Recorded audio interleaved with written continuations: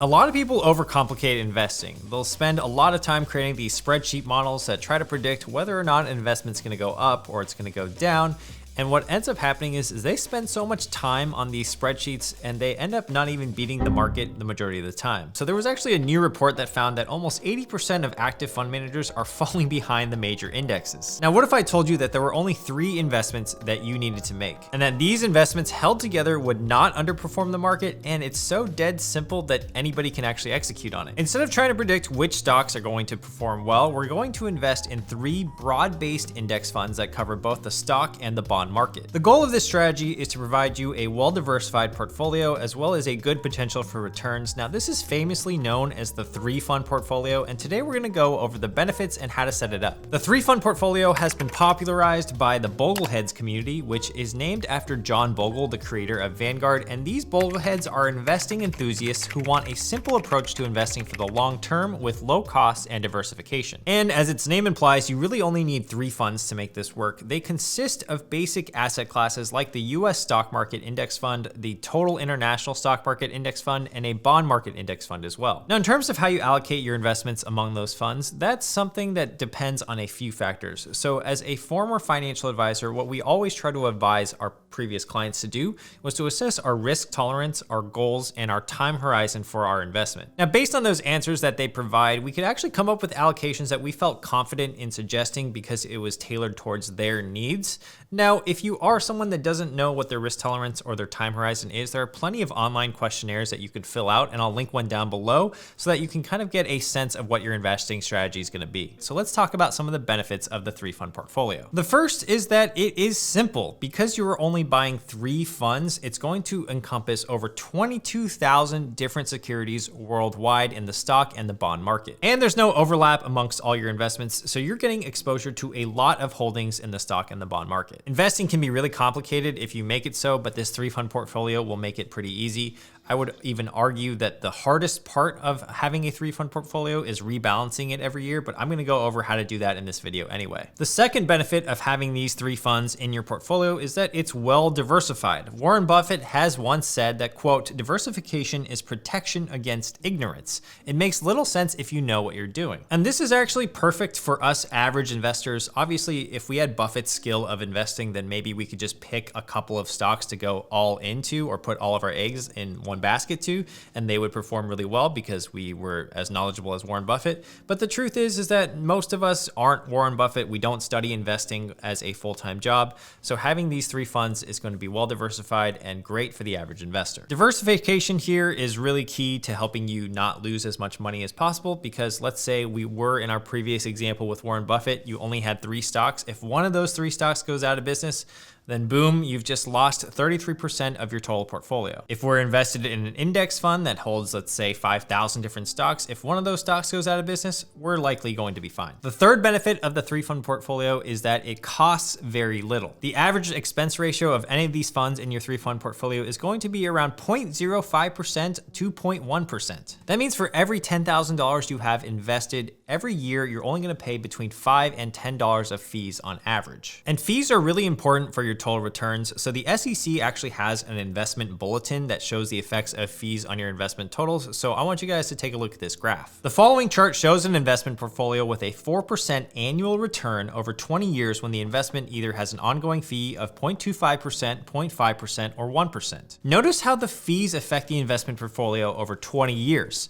In 20 years, a difference in just 0.25% of a fee can reduce your gains by $10,000 over the same period. If there's a difference of 0.75%, it could reduce your portfolio value by over $30,000. So yeah, we like the fact that this portfolio is going to cost us very little in fees. The fourth benefit is that there's no financial advisor risk. If you have your money invested with a financial advisor, they usually charge you a percent of all of your assets under management over the course of a year. The standard fee in the industry is to take 1% of your assets under management, or AUM. So let's say you had had $1 million with your financial advisor, every single year you're paying your FA about $10,000 in fees just for helping you invest. And if all you're doing is investing with your financial advisor, you're not really getting the max value out of what they can provide. Similarly, there's no asset manager risk as well. So if you invest in an active mutual fund, they usually have to pay their fund manager because that person needs to live and have a salary. So oftentimes that will eat into your returns. But in this portfolio strategy, we're only investing in passive index funds that track the market. The fifth and the most important benefit of the 3-fund portfolio is that it never underperforms the market. Since it's tracking the broader market, you are putting your money into most of the stocks and bonds that exist in the world. And according to many studies, buying the market virtually means that you will outperform most active fund managers over a long period of time. Look at this chart that tracked the period of 2008 to 2016. We can see that there are many funds on this bar chart, but these are all hedge funds. And over a long period of time, you can see that the index fund outperformed all of them. So these are all the 3 benefits of the 3-fund portfolio. I hope that I've piqued your interest. We're going to get into exactly how to construct this now. The way we're going to do this is we're going to figure out what funds to buy depending on what brokerage you have. And then we're going to figure out the asset allocation that you're going to want, as well as how to rebalance this portfolio every single year. So here's the list of the funds that you're going to buy depending on your brokerage. I'll put them on the screen right now. In terms of the ETFs, you can buy these on any brokerage. So whether that's Fidelity, Robinhood, Schwab, or Webull, you can still create this portfolio. Now, in terms of the brokerages I definitely like Vanguard, I like Fidelity. And if you don't have a brokerage at all, you might want to try signing up to Webull. They're running a special promotion right now where they're giving away 7 to 12 free stocks as long as you deposit 1 cent. They aren't a sponsor, but if you do use the link down below, it will help support the channel. So I appreciate you guys for that in advance. But the exact ETFs that you are going to want are ticker symbol VTI, VXUS, and ticker symbol BND. Now, you can also see below that if you do have a respective brokerage open, there are specific index funds that you can buy as well. So with Vanguard, you can buy VTSAX, which is the total stock market index, VTIAX, which is the international market index fund, and VBTLX, which is their bond market index fund. For Fidelity, I've chosen the zero fee index funds. So that's going to be ticker symbol FZROX, ticker symbol FZILX, and ticker symbol FXNAX. For Schwab, we also have 3 index funds here, SWTSX, SWISX, and the last one, my favorite, SWAGX. You should be able to create a 3-fund portfolio depending on the brokerage that you're in. Now, some of the index funds will have minimum investment requirements. However, with ETFs, you can just buy those on the market and they do not require you to have any minimum investment. Now to choose an asset allocation. In simple terms, it just means that if you have 100% of a pie to invest, how much of that pie is going to go into stocks versus bonds? You could go with a portfolio that's mostly stocks or mostly bonds, depending on your risk tolerance. I would say if you are more aggressive or on the younger side, you want to lean more towards stocks because they're going to have more upside, but they're going to be more volatile. If you're more conservative or less aggressive, you're going to want to go with a portfolio with mostly bonds because they're less volatile. For the past couple of years and up until recently, bonds were just not performing that well because the federal funds rate was close to 0. But since the Federal Reserve has been raising rates this year as well as into next year, bonds should return a lot better than they have in the past. So in this portfolio, you're going to want to have a mix of US stocks, international stocks, just to kind of balance out the US stocks, and then a bond fund to help you balance out the entire stock position of your portfolio. So let's actually look into some historical data and see how these different asset allocations perform. So there is actually someone on the Bogleheads blog that has been contributing to this every single year and updating it. So if we actually look at the results for the past 10 years, you can see that for the most part, the years are positive. In 2021, for example, a portfolio consisting of 80% stocks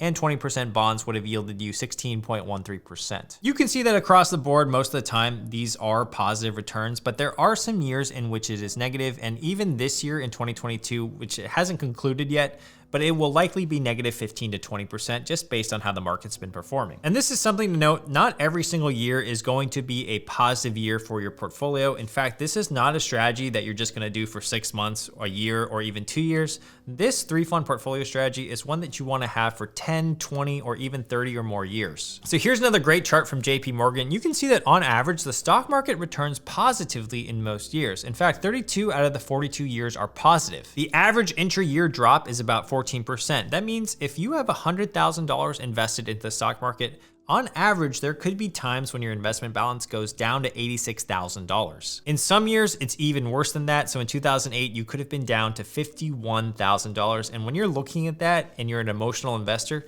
that could be a very scary thing. But over the long term, the market usually bounces back, and that's why we don't want to just panic sell whenever the market is down, because over time, we should prevail. Now, in terms of the most common asset allocations for the 3-fund portfolio, here are the 3 most common thanks to clevergirlfinance.com. An 80-20 portfolio will consist of 64% US stocks, 16% international stocks, and 20% bonds, and this would be considered aggressive. An equal portfolio would have 33, 33, 33, and a 20 to 80 portfolio would have 14% US stocks, 6% international stocks, and 80% bonds. Now you might be wondering, why don't we have our stock position 50-50 in terms of US stocks versus international stocks? And the reason is that having international stocks in your portfolio actually adds a little bit of complexity. There's currency considerations. In addition, a lot of international markets aren't as developed as the United States, and a lot of these international markets have governments that are a little bit too, I would say, overbearing. And that's why international stocks are considered more volatile, and this is merely a preference, but I'd rather have the US stock market over foreign ones, and that's why the asset allocations are as such. All right, let's talk about rebalancing and how to rebalance the 3-fund portfolio. Ideally, you are doing this once a year, and I actually haven't seen a video on YouTube that actually details exactly how to do it, so I'm gonna show you how. Let's say you have a 3-fund portfolio totaling $10,000 and you have an asset allocation of 33%, 33%, 33%,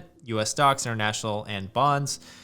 That would mean you have $3,333 in each of them. But over time, US stocks start to perform better. So let's say in this hypothetical scenario, your investment balance goes to $12,000, mostly driven to US stock returns, and your bonds and your international returns have stayed flat. Well, now your portfolio kind of looks like this. You will have $5,333 in US stocks, $3,333 in bonds, they've stayed flat, and $3,333 in international stocks. Well, now your US stocks in this certain scenario are worth 44.5% of your portfolio, and the other asset classes are worth 27.75% each. Now you're exposed to more US stocks, elevating your risk, so you want to get your portfolio back to an equilibrium of 33, 33, 33. So what we can actually do is to sell off some of our positions with the gains that we've made to make our portfolio a bit more even. If we go back to our example, since our portfolio is now worth $12,000, our 33% allocation would mean that we need to have $4,000 invested in US stocks, international stocks, and bonds. So what we would do is sell off $1,333 of US stocks and split that profit into the bonds and our international funds to keep our portfolio in balance. Rebalancing doesn't mean you're withdrawing money from your investment portfolio, and if you do a rebalance within a tax advantage account like the 401k or even the Roth IRA,